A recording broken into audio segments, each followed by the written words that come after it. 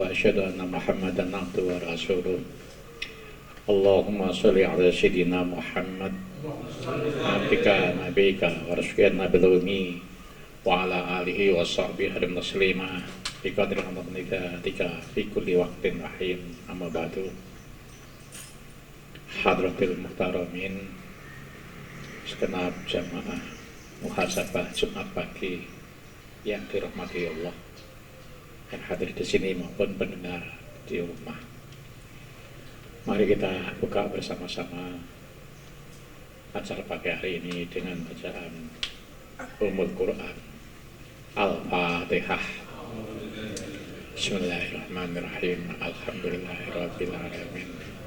Ar-Rahmanir-Rahim. Maliki yaumiddin. Iyyaka na'budu wa iyyaka nasta'in. Ihdinas siratal mustaqim. Shiratal ladzina an'amta 'alaihim ghairil maghdubi 'alaihim waladdallin. Amin. Jumat lalu sudah kita bahas bahwa termasuk orang yang celaka, orang yang terlihat pernah nangis rindu pada beliau Rasulullah Sallallahu Alaihi Wasallam. Kita sekarang ini sudah bisa rindu belum dengan Rasulullah? Sudah pernah meneteskan mata karena rindu pada Rasulullah? Kalau belum, khawatir kalau termasuk orang yang celaka. Kalau belum, mungkin kita ini termasuk orang yang dusta. Katanya rindu, katanya cinta, tapi tidak pernah rindu. Katanya cinta, tapi tidak pernah selalu menyebut namanya. Karena cinta, tapi tidak selalu nurut dengan perintah-perintahnya. Itu supaya kita ini semakin meningkat rindu kita pada beliau Rasulullah. Marilah kita ingat suka duka beliau Rasulullah Muhammad Sallallahu Alaihi Wasallam. Sudah kita bahas bersama bahwa beliau adalah gurunya langsung Allah Subhanahu Wa Taala melalui malaikat Jibril. Ini bisa kita juga mengingat sejarah beliau. Ketika seorang Yahudi ini menguji pada beliau Rasulullah, karena seorang Yahudi ini punya kitab, yaitu Taurat. Di situ sudah menjelaskan semua keadaan beliau Rasulullah. Ingin membuktikan bahwa Rasulullah ini seorang nabi apa tidak. Kalau seorang nabi pasti punya mukjizat, maka diujilah beliau Rasulullah Sallallahu Alaihi Wasallam. Ketika baru hijrah di Madinah, ditemui oleh seorang Yahudi, "Wahai Muhammad, kalau kamu seorang nabi, tunjukkanlah mukjizatmu." Oleh orang Yahudi ini diajak menanam kurma. Kalau kurma ini nanti tumbuh dengan baik, maka itulah sebagai bukti mukjizatmu. Maka beliau Rasulullah melakukan apa yang dimaui oleh orang Yahudi tadi.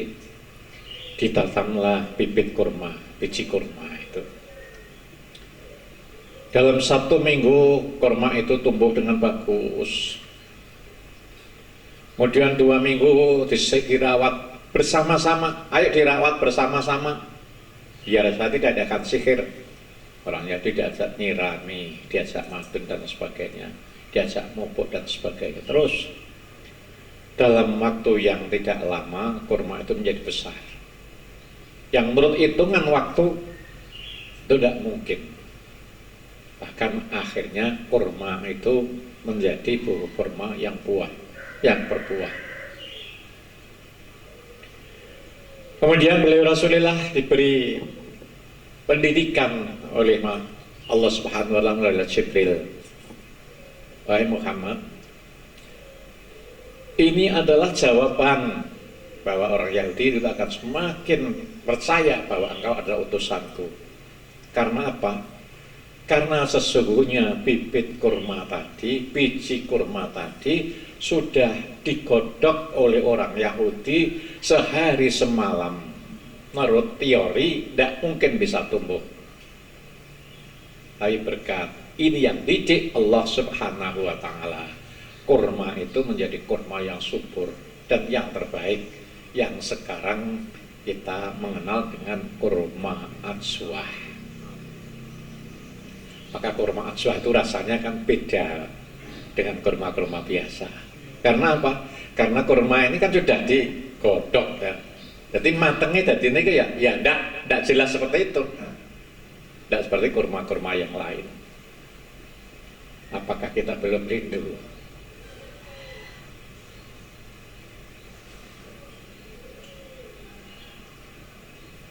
dengan insan yang sempurna seperti itu? Masih adakah kira-kira orang yang bisa seperti ini? Kemudian lagi, kalau beliau Rasulullah ini yang didik, itu adalah malaikat Jibril. Allah melalui malaikat Jibril. Orang Yahudi itu sudah punya pegangan, sudah tahu semua yang terjadi ketika zaman dulu-dulu itu.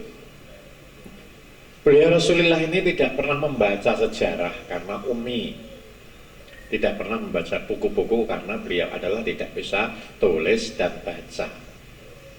Itu adalah satu pendidikan untuk kita. Nabi kok gak bisa maca apa? Kok tidak mungkin kan gitu? Kok? Ini adalah satu cara Allah mendidik kita supaya kita ini semakin yakin.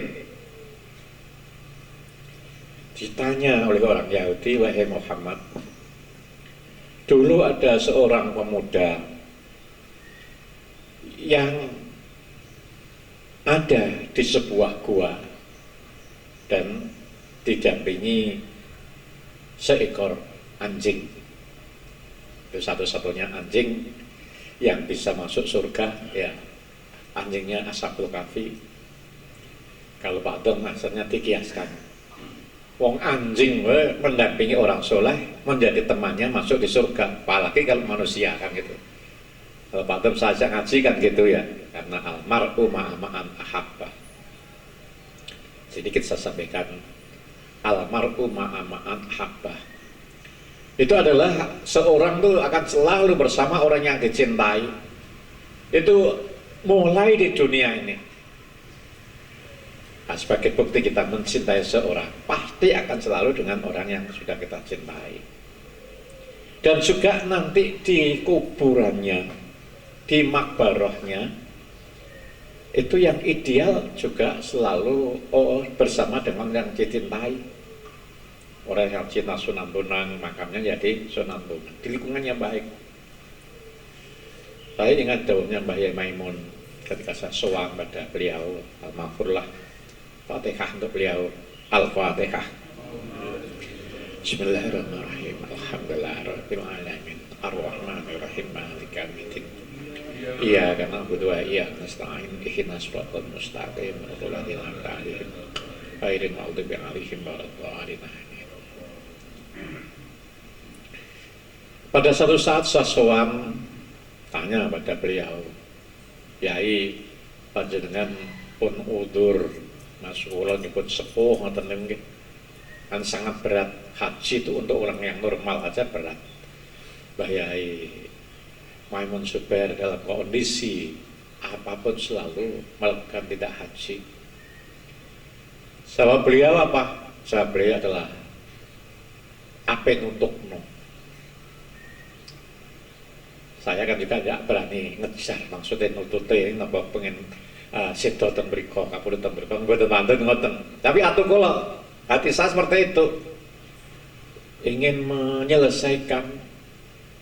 Artinya apa? Daerah hati saya ingin menyelesaikan hidupnya ini di tanah suci. Kemudian alhamdulillah, bukan alhamdulillah ya, apalagi ya alhamdulillah ya, ya juga innalillah, kita ditinggal oleh seorang sepuh yang sangat kita butuhkan di sana, kapundhut di Mekah, Dan sareannya itu adalah kata Pak Dom yang sudah pernah ke sana, berdekatannya dengan sareannya Sayyidah Khadijah. Ya Allah, berdampingan dengan keluarga Rasulullah Sayyidah Khadijah Ummul Mukmin. Kenapa? Kalau saya hayati, saya perhatikan bahwa Maimun ini terhadap dzurriyyah Rasulullah hormatnya luar biasa. Meskipun beliau lebih alim, lebih tua, kalau ada dzurriyyah Rasulullah itu tidak ada semuanya khusnudon, baik palsu maupun tidak palsu, ya sangat dihormati oleh beliau. Akhirnya beliau kabudut dengan orang yang dicintai, tidak main-main bisa berdekatan dengan Rasulullah. Saya lanjutkan, orang Yahudi tadi tanya pada Rasul, wahai Muhammad, orang yang di gua itu berapa tahun? Kan tidak mungkin Rasulullah tidak pernah ketemu orang itu. Bisa jawab dari mana kan kondisi pengaman ini? Berapa tahun orang itu di gua? Padahal kalau jawabnya keliru, pasti orang Yahudi ini akan memberi nilai, ini bukan Nabi, jawabnya keliru kan itu. Apabila Rasulullah jawabnya, ini selama 300 tahun plus 9 tahun. Jawaban yang pas sekali. Pas sekali. Karena apa? Kalau 300 tahun itu adalah dihitung dari kalender Sang Komariah.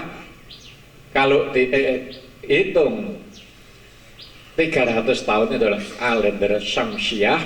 Kalau dihitung 300 plus 9 tahun itu adalah kalender Komariah. Atau ya biasa kalau Komariah itu kan bulannya 29 dan 30. Kalau Syamsiah itu adalah bulannya 30, 31. Dari mana ini kalau orang biasa? Mana mungkin bisa menjawab pertanyaan semacam itu tanpa ada referensi? Kalau kita merenungkan, masih belumkah kita ini rindu pada beliau Rasulullah? Kita renungkan. Kalau tidak kita renungkan, tidak pernah semuanya ini akan terjadi. Sudahkah kita ini mengagumi kehadiran Rasulullah? Sudahkah kita ini mencintai Rasulullah? Lagi, supaya kita ini semakin rindu pada Rasulullah, kita ingat-ingat beberapa sejarahnya yang bisa menggerakkan hati kita. Rasulullah ini sepanjang hidupnya ini selalu dimusuhi oleh Abu Lahab. Mungkin Bapak-bapak sering terkecoh, ada Abu Lahab, ada Abu Jahal. Ini beda. Kalau Abu Lahab ini adalah masih paman beliau Rasulullah. Kalau Abu Jahal ini adalah seorang yang selalu menghina Rasulullah, sehingga diberi nama bapaknya orang bodoh. Bodohnya orang bodoh itu Abu Jahal. Abu Jahal ini yang mati ketika perang Badar.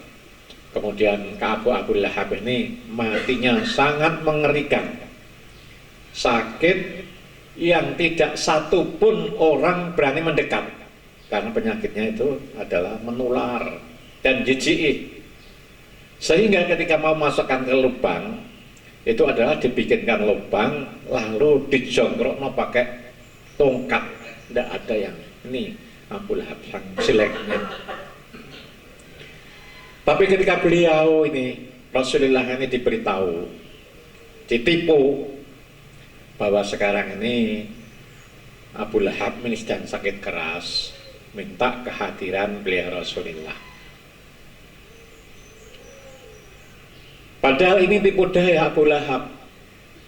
Abu Lahab ingin Rasulullah ini celaka, maka di depan rumahnya dibikin parit yang dalam, kemudian ditutup, disamarkan sehingga tidak tahu kalau itu adalah lubang.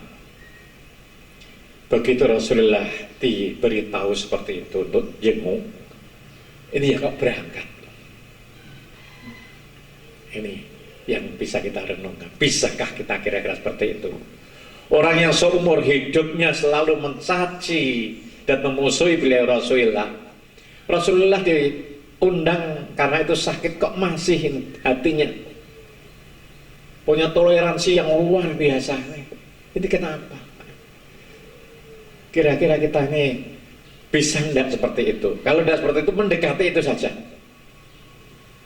Kita memberi kepada orang yang tidak pernah memberi, memaafkan kepada orang yang selalu mencaci kita, menyambung orang yang putus dengan kita. Ini beliau Rasulullah berangkat. Ketika sampai ke rumahnya Abu Lahab, ini diberitahu oleh malaikat Jibril bahwa itu adalah ada lubang yang akan mencelakakan kamu. Coba, masih belum yakin lagi? Kalau yang didik Rasulullah ini malaikat Jibril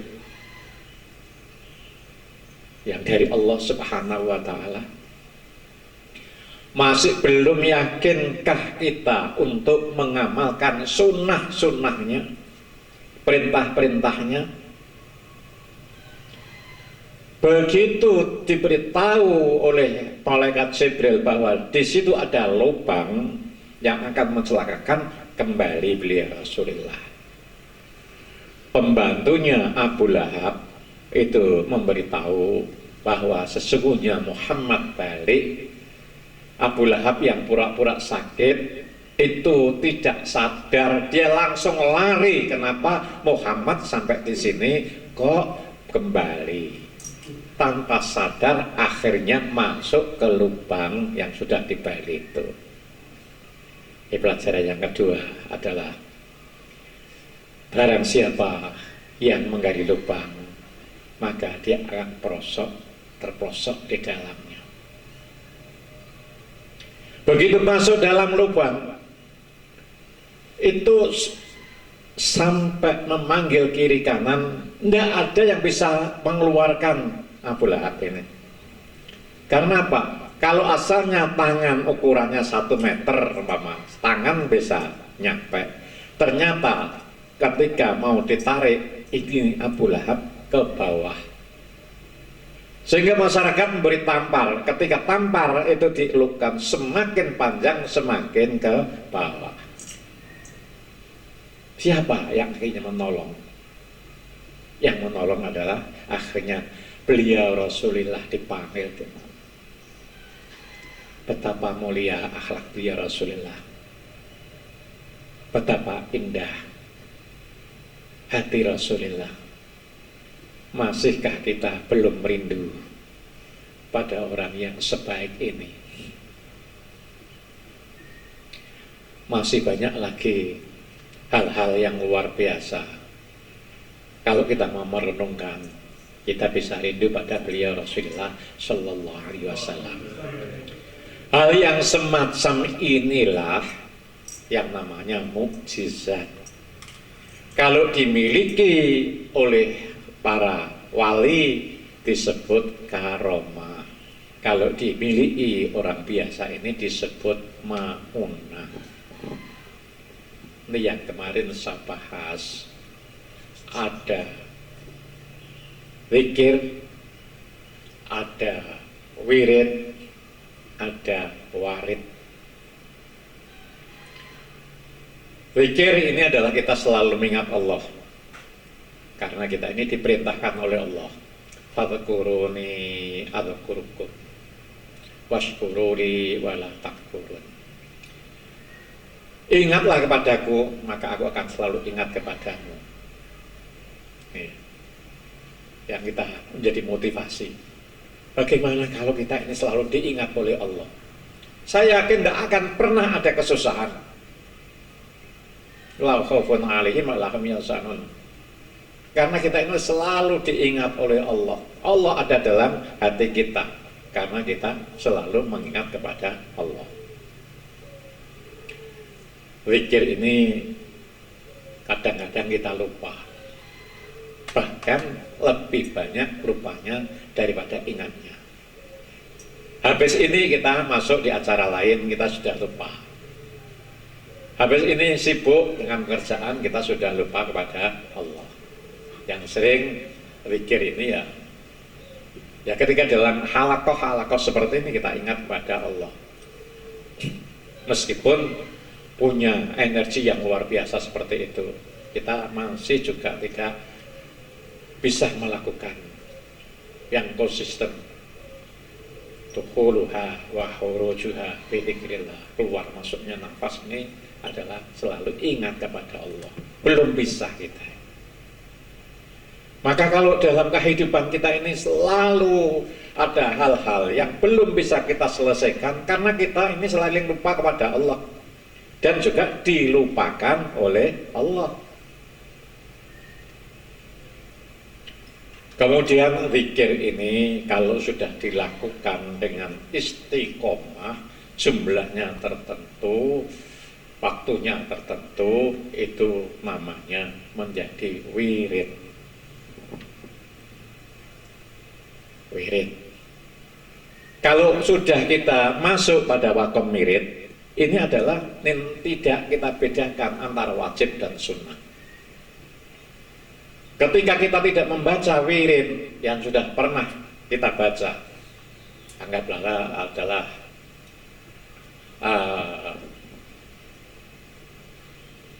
tasbihnya malaikat, subhanallah bihamdi subhanallahil astaghfirullah 100 kali. Umpama sampai lupa, itu kita bayar seperti kita melakukan sholat 5 waktu. Kalau dalam kondisi tertentu kita meninggalkan, bisa kita kodok.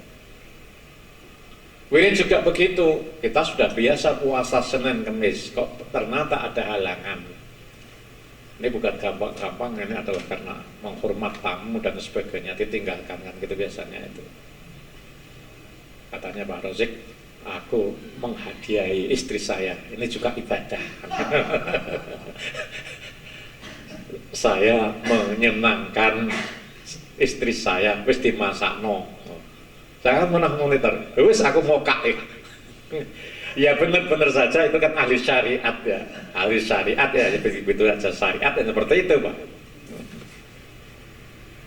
Ya benar, tapi kan kita ini ingin meningkatkan makom kita. Jadi wirid itu kalau sudah sesuatu yang sudah diperlakukan, itu seperti kita melakukan kewajiban.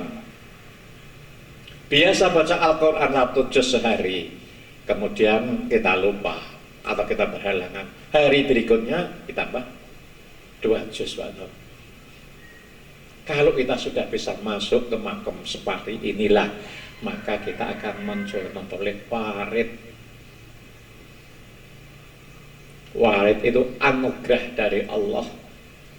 Warid itu adalah bisa berupa inspirasi, bisa merupakan nikmat. Tanpa kita sadari, itu tahu-tahu kita memperoleh. Jadi yang bagus ya ini. Kalau kita wirid, wis wiridan ya mono ya mene kok sik ngene wae. Ini tidak boleh, ini dosa besar. Tanpa kita sadari, paling jauh pada anaknya. Kalau dirinya wis wirid, awak kok sik lara kabeh, urip kok sik lemabang kabeh. Ini sampai hati ini seperti ini malah dilaknati oleh Allah. Itu tunggu saja, paling jauh pada anak kita. Kalau kita melihat fenomena itu, orang itu hidupnya biasa-biasa saja, tapi anaknya hebat-hebat. Itu adalah berkat bapaknya, ada amalannya. Bapak-bapak bisa buktikan, amalan itu yang baik, yang panjang, yang istiqomah. Kalau tidak bisa itu yang istiqomah meskipun pendek. Dulu kan pernah saya sampaikan, ada wirid itu surat ikhlas saja, hutangnya orangnya bisa dibayar oleh malaikat. Ada yang orang itu wiridnya hanya Fatihah, bukan hanya Fatihah kan luar biasa. tapi istiqomah.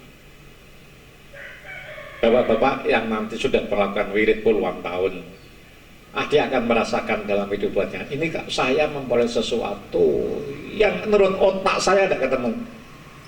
Kok tiba-tiba seperti ini, tiba-tiba seperti ini adalah namanya warid, anugerah dari Allah yang kita ini tidak tahu. Saya kadang-kadang ditanya oleh teman-teman saya yang sekolah, wiritannya sampean iki apa kok iso ngono? Ya saya tidak bisa menjelaskan seperti itu. Itu ya. Ini sampai kudu gitu dibuka kabeh, iku rahasia hilang kabeh. Ya, yang sedikit-sedikit saja yang mungkin untuk ditaklim, taklim saya sampaikan. Nah disinilah forum ini supaya menceling warid. Mari kita makan wirid. Wirid dari mana saja, dan jangan berharap apa-apa.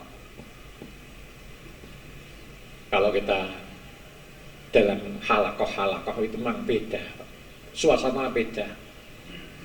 Saya ketika mau wiridan di Masjid Bas kemarin lusa itu, saya merasa kehadiran beliau Rasulullah. Kalau sudah Rasulullah ini hadir, rasanya itu sudah tidak ada kenikmatan di dunia. Nikmatnya mengalahkan ketemu Rasulullah. Maka saya punya azam jamaah ini, mumpung masih hidup, baik diri kita masih hidup maupun orang-orang yang luar biasa masih sugeng, saya ingin ikut sholawatan dengan Habib Lutfi yang saya inginkan. Karena kan beliau, orang-orang seperti beliau ini kan langka. Kalau kita sudah ditinggalkan, itu nanti nyari kesulitan. Saya dengan Mbah Yai Jalil luar biasa, tapi juga tidak terasa beberapa tahun sudah ditinggalkan oleh beliau Romo Yai Abdul Jalil. Rasanya kalau sudah seperti ini ada merasa kehilangan. Habib Lutfi yang Islam min Sumatil Aulia. Kemudian ada sholawat kubro itu, saya ingin mengikuti ke sana. Tapi sudah barang tentu tidak bisa banyak-banyak. Nah, nanti kalau jumlahnya sedikit bisa pakai call, bisa pakai apa? Ijam. Kalau jumlahnya banyak pakai bis. Tapi bis itu nyamannya maksimum hanya 22. Dan itu jauh jaraknya. Mas Kartono nanti kalau bis ya bis yang baru, bis kita yang baru yang ada tulisannya itu tidak apa-apa.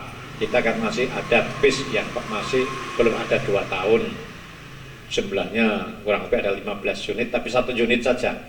Dipelajari kira-kira izin boleh enggak itu, meskipun itu banyak saya, tapi kan ada kontrak dengan perusahaan. Kalau bis yang lama monggo terserah dikaji, tapi nyaman. Saya sudah menghubungi Pak Mahrus ke sana. Nggih, mangke nginep teng villa kula. Ini saya sendiri mungkin bisa, jamaah kan tidak bisa. Tapi jamaah saya minta nanti ya lesehan saja di masjidnya Habib Lutfi ya. Tidak usah di hotel, tidak usah di apa. Yang sanggup dewe-dewe. Kalau kendaraan nanti kita siapi, sak transportasi, sak bensin itu apanya. Kalau sangu kan ya sangu dewe-dewe, bontot ada rumah kan tidak apa-apa. Siap. Ya. Ini tadi dikondisikan Pak Cirowi berapa orang. Kalau hanya beberapa orang pakai Innova, kalau lebih dari 15 orang ya pakai bis. Dan ini tidak usah diviralkan kan. Kalau diviralkan kan enggak. Ya, yang kita fasilitasi kan hanya ini aja, 1 bis itu maksimum. Yang lain-lain kalau monggo, kalau mau ikut ya monggo. Ini maksud saya apa? Ingin membangun hati kita ini, membangun hati kita ini bisa meningkatkan mahabbah kita pada Rasulullah, bisa meningkatkan istiqomah wirid kita, bisa memperoleh warid dari Allah. Dan kalau kita bisa memperoleh warid dari Allah yang kita inginkan, itu adalah yang kita lakukan ini adalah nanti pasti benarnya. Yang kita lakukan pasti produktif. Wong itu yang ngajari Allah. Memang kalau Rasulullah kan diajar malaikat langsung. Kalau kita ini kan ya masih ragu. Warid kita ini